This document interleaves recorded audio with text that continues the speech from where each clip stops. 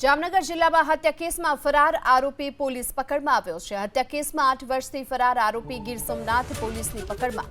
આરોપી હનીફ દાઉદ હુંદડાની વેરાવળમાંથી ધરપકડ કરવામાં આવી અને વર્ષ 2018માં આરોપી ફરાર થયો હતો અને 8 વર્ષથી ફરાર આરોપીને હાલ ગીર સોમનાથમાંથી ઝડપી લેવામાં આવ્યો છે।